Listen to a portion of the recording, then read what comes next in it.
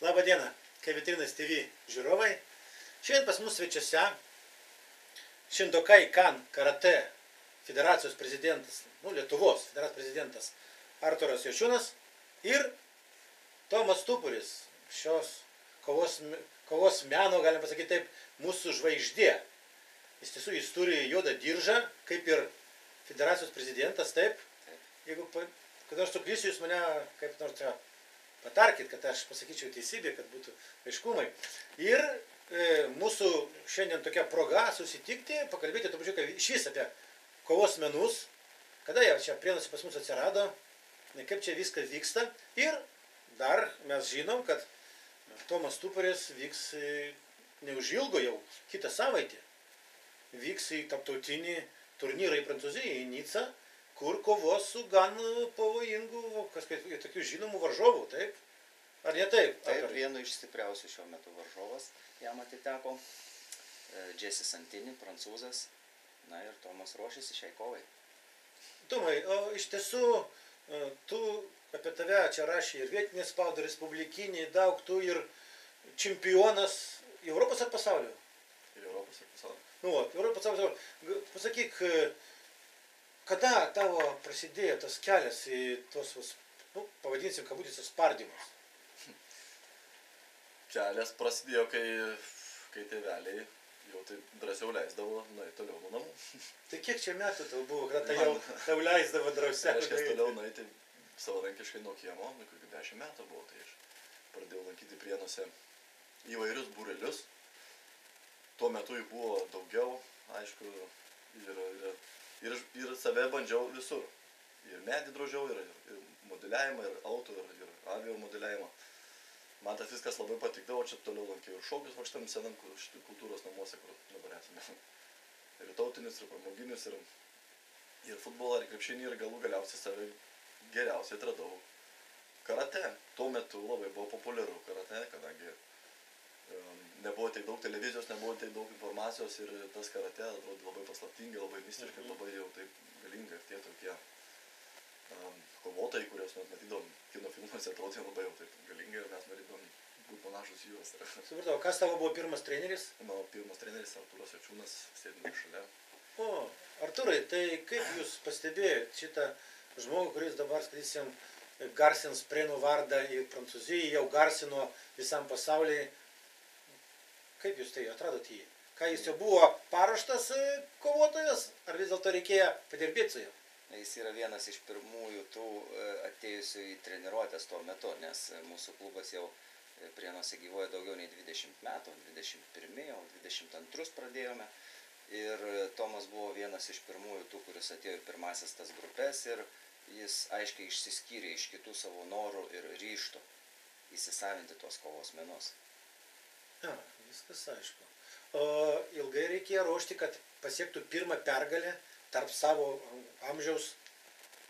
Na, pirmieji metai, kiek aš atsimenu, tai jam buvo jau kovingi tie metai ir finale pralaimėjęs jis išspaudė net ir ašaras dėl to, kad pralaimėjo finalinę kovą. Ir mačiau aš jo akyse, kad na, čia iš tikrųjų yra tikras kovotojas ir ateityje jis pasieks tikrai daug pergalių ir sekantys metai buvo čempionate jau jam tie metai, kada jis nugalėjo. Arturai, kaip bendrai klostėsi, skaitysim, jūsų klubo veikla? Aš girdėjau, kad buvo pradžia nebloga, paskui kaip tai nutylo, paskui vėl klubas atsirado. Tai gal porą žodžių, kad vis dėlto prisimintų mūsų žiūrovai, kaip ten buvo su to karate arba Shindokai Kan karate. Na, tie pavadinimai iš tikrųjų nėra pagrindinis dalykas. Mes startavome nuo kovinės savigynos, tada Lietuvoje kūrėsi kovinės savigynos federacija, 90-ieji metai čia pradėjome Prienuose treniruotės ir tos treniruotės tęsiasi gan ilgą laiką, iki 2000 metų. Aš pats gyvenau Prienuose ir treniravau visas grupės. 2000 metais teko išvažiuoti į Vilnių, ten prabuvau 8 metus. Tačiau treniruotės dar tęsiasi čia Prienuose, mano likę čia sportininkai, mokiniai kažkiek užsiėmė tą veiklą. Po to šiek tiek prigeso ši veikla ir sugrįžus man po tam tikro laiko ši veikla buvo atgaivinta. tęsiasi dabar. Nu ir kaip dabar pas jūs daug pasiekėjų, daug vaikų, sakysim, spektre, klubas spektras vadinasi, kaip aš suprantu, tai ar daug dabar vaikučių ir ar su noru eina įsiminėti šią sporto šaką? Jeigu lyginsime 20 metų atgal ir dabar, tai tokio noro jau nėra, kadangi, kaip Tomas ir minėjo, tai buvo kažkas ypatingo tais laikais. Na dabar visi lankantys, tarkim, arba nelankantys jaunimas turi ir gauna daug informacijos. Šiais laikais juos užvaldė ir kompiuteriai, įvairūs kompiuteriniai žaidimai, todėl, na ir po įvairių čempionatų, tarkim, vaikai mieliau žaidžia kompiuteriais tos pačius žaidimus, futbolą, krepšinį, nei eina į aikštės ir sporto sales. Todėl ir dabar treniruotėse sulaukiam tikrai mažiau norinčių sportuoti, bet jų yra.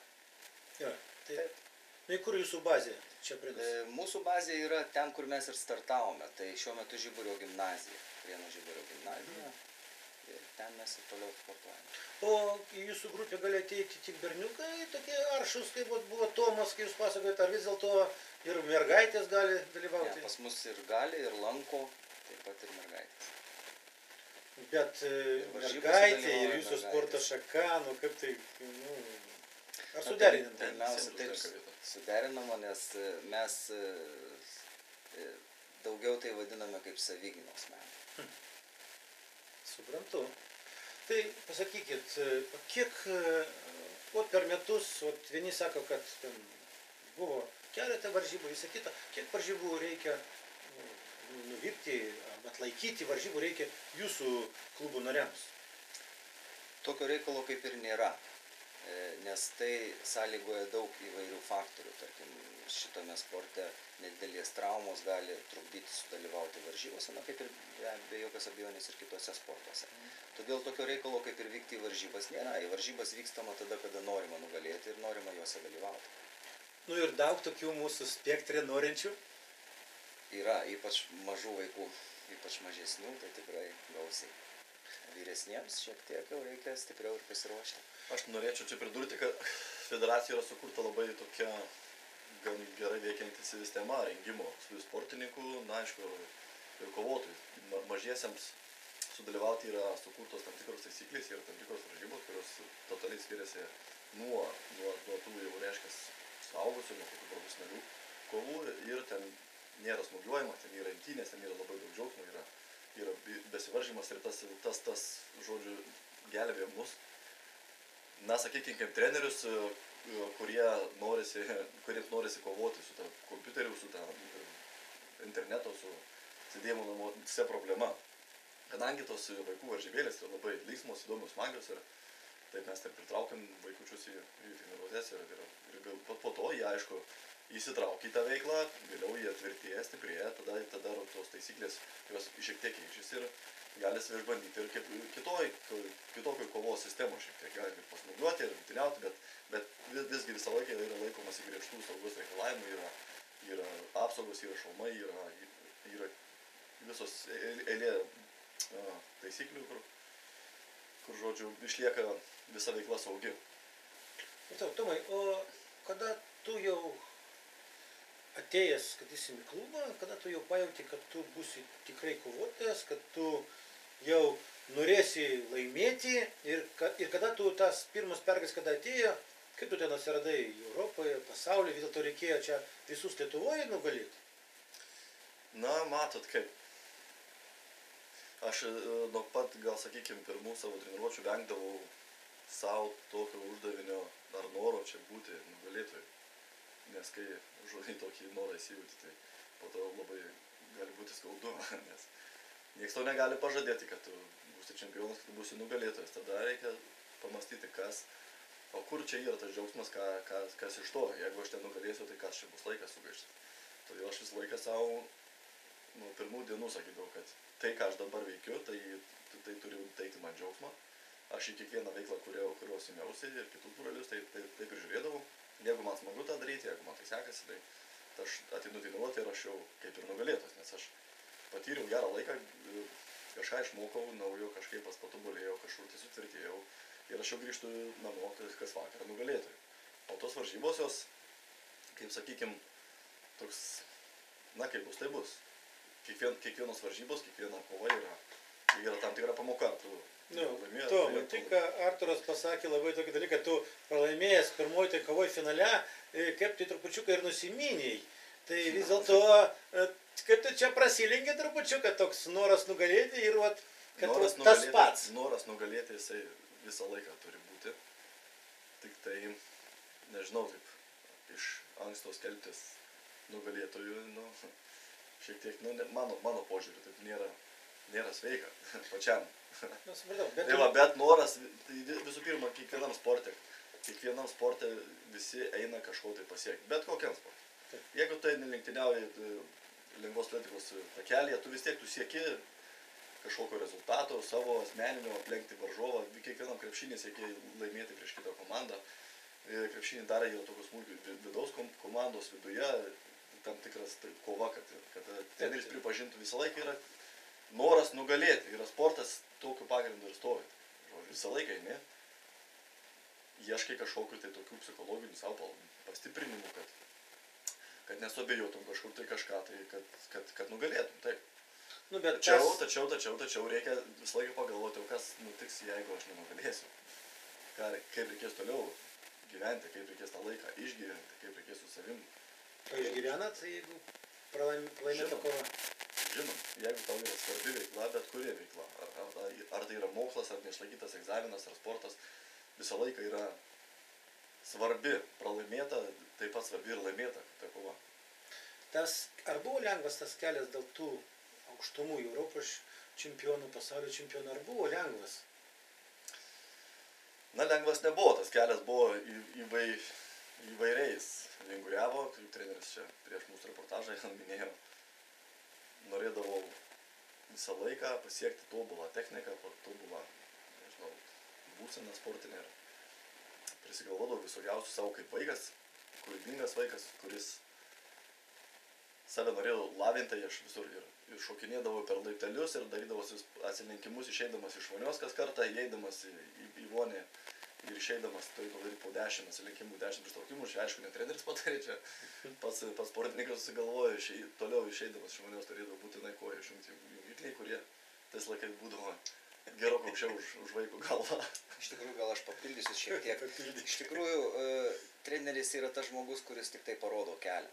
Ir jeigu nori sportininkai pasiekti kažką, jie turi daug dirbti patys.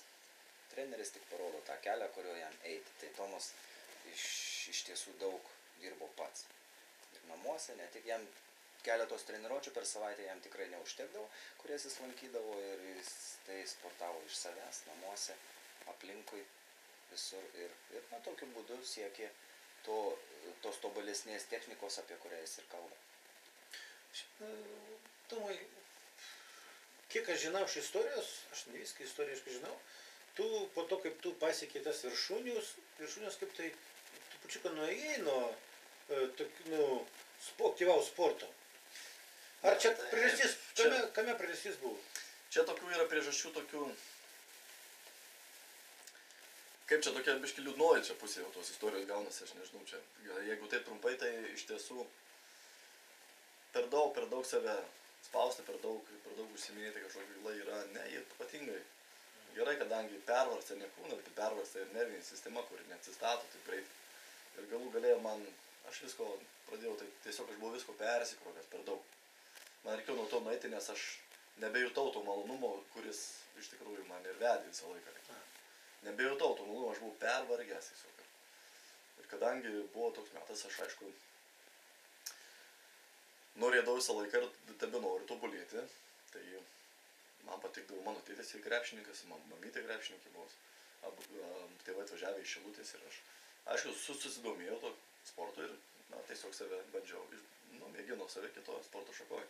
Ir ten, aišku, aš ne dėl rezultato, ne dėl kažko, tiesiog, kad man patinka ir dabar patinka ta veikla. Tiesiog aš esu sportiškas žmogus, aš norėjau užsiminėti sportinę veiklą ir man to visą laiką fizinio krūvio reikia, tai aš ir užsiminėdavau kitą sporto šaką tiesiog. Bet kodėl tada tu grįžai prie karate? Matyt, karate yra mano kaip sportininko toks suformuotas ir niekur nebedingsiantis pagrindas. Pirmoji meilė gal? Nu, Na, pasakysiu na, taip, pirmoji. kaip būna, sako, pirmoji meilė tenai, taip bendrai. Tikroji. Pirmoji. Ko gero, tai labai neblogas apibūdinimas šitam reikalui. Ir aš vis bandydavau tuo metu, kai buvau nuėjęs, aš sugrįžti karatė, įsivaizduokit, praėjus 5 metam aš atėjau pas trenerį treniruotės.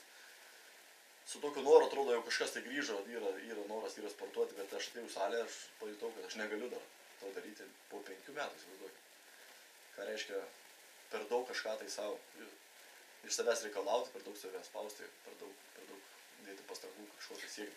Ir žinokit, 5 metų buvo tada negana, kad nebuvo nei vienos dienos karatė treniruotis, nei vienos dienos. Iš tikrųjų, tai papildant, tie, kas užsiima kovos menais, tarkim, ilgą laiką, tai mes tai vadinam, kad tai juk yra šitas gyvenimo būdas. Tai Tomas iš tikrųjų sugrįžo jau į tą gyvenimo būdą, kurį jau jisai yra įgyjęs, tarkim, nuo mažens. Taip. Ir sakau, aš norėdavau vis sugrįžti prie to karatė, bet vis nedrįsdavau, bijodavau, kad mane užlies tie patys neigiami jausmai. Ir čia visai neseniai atrodo lyg net neplanuotai, net iš vis netikėtai kažkaip yra vaikų varžybėlės. Sakom, kodėl nepabandyt, gerai, pabandyt.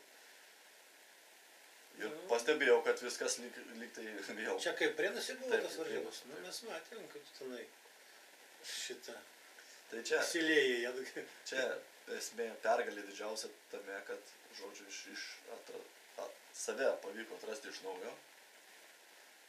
Viskas atrodo gula į savo vietas ir kaip treneris gerai sako, kovos menai tai yra daugiau nei sportas, nes čia grūdinamas ne tik kūnas, bet ir siela.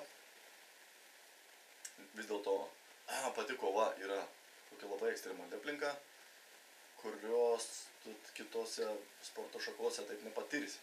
Dėl to čia aišku.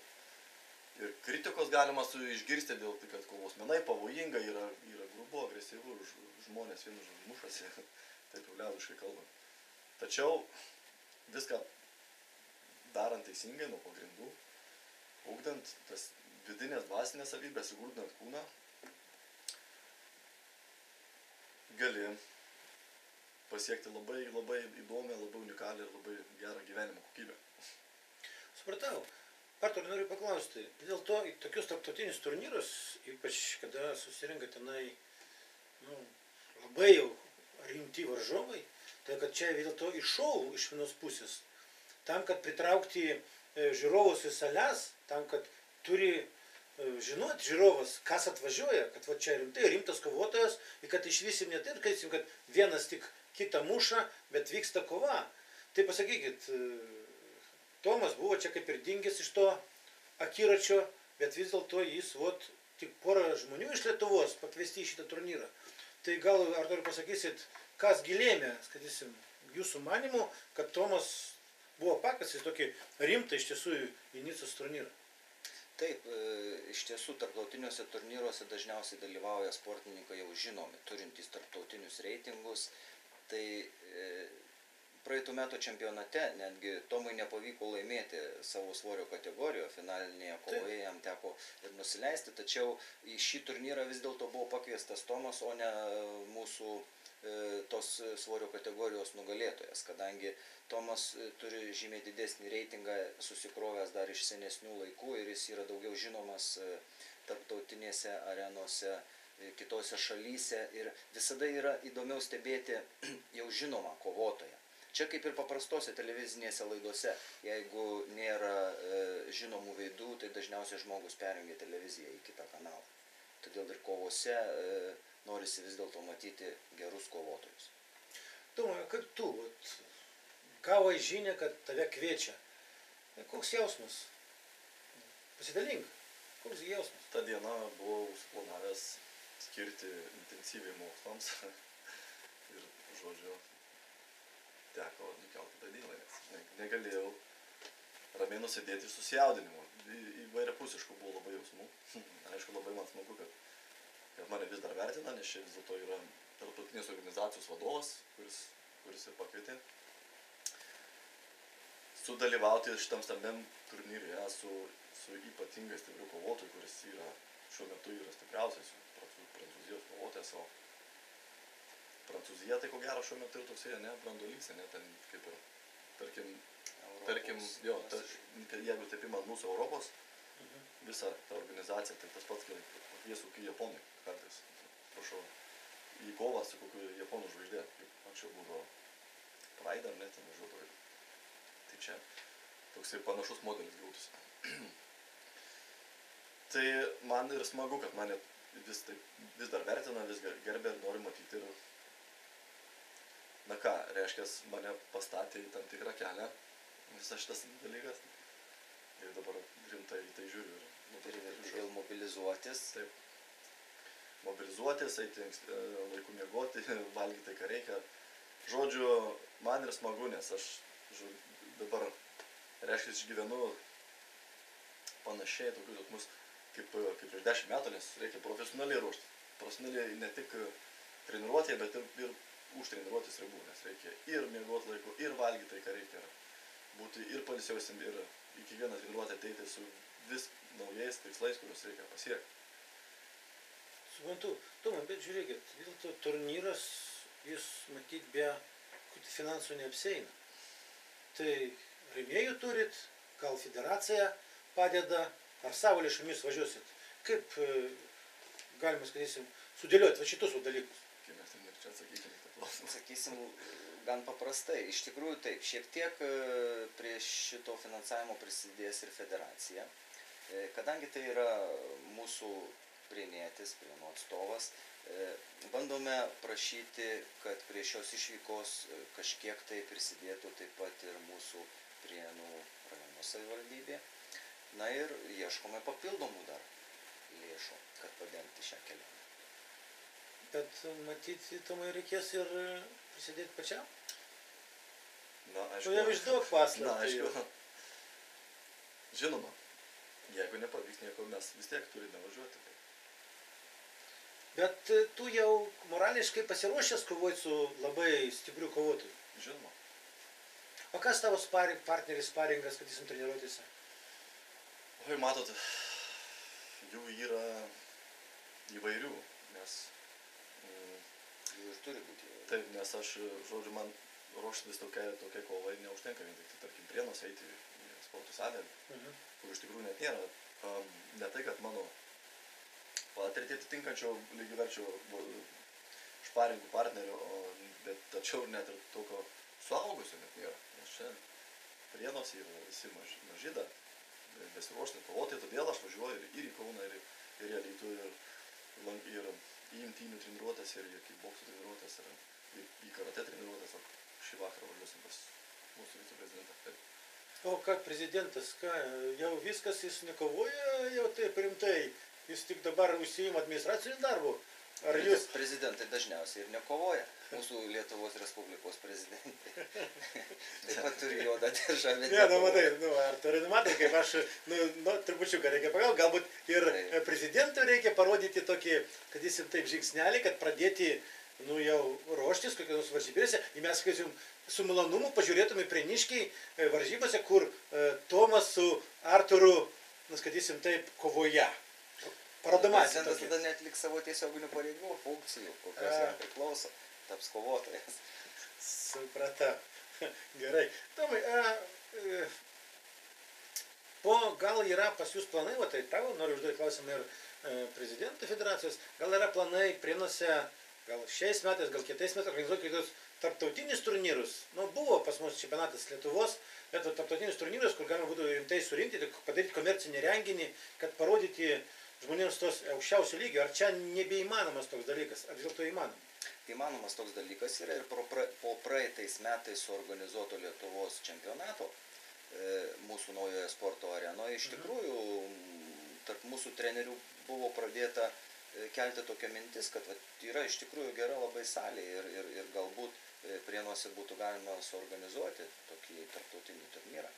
Tai ta mintis yra.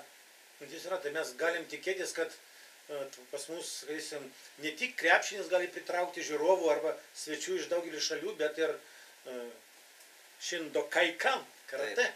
Taip. Aha. Kągi, Tomai, jaučiu, kad tu nusiteikęs taip jau gan ramiai, kad tu savo, galima sakyti taip, kovai esi pasiruošęs, kaip tu ir sakė, nekalbėsime apie pergalę. Pagrindas, kad sudalyvauti gerai ir kad būti pasiruošusiam ir psichologiškai, ir morališkai, ir fiziškai. Tai norim palinkėti tau, kad tiksliai Prancūzijoje tenai po tos kovos būtų daugiau laimės akise. Nu, bet tai bus laimė, kad dalyvauji, bet laimės akise. Nu ir aš manau, kad tu nesustosi, tu jau, kaip sakyt, tą gyvenimo būdą, kaip pradėjai, grįžai, tai tu kovosi dažniau ir galbūt netgi šitos kovos bus organizuotas su prezidento pagalba ir Prienuose. Bendrai, tai kad iš tiesų man asmeniškai, kada vyko Lietuvos čempionatas, man patiko. Kadrų daryti ir bendrai tokią atmosferą.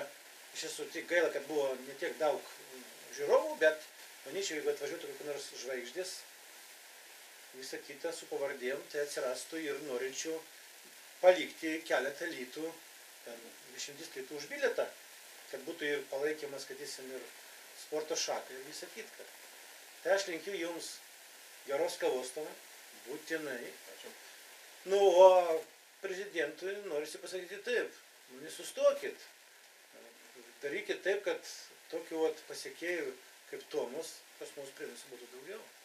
Mūsų traukinys pajudėjęs, sunku jį sustabdyti. Nu ką, vyrai, ačiū, kad atvykot. Nu ir manau, kad jūsų vardai ir pergalės ir Prienų garsinimas, jis bus ne vienetinis, bus pastovus. Ačiū.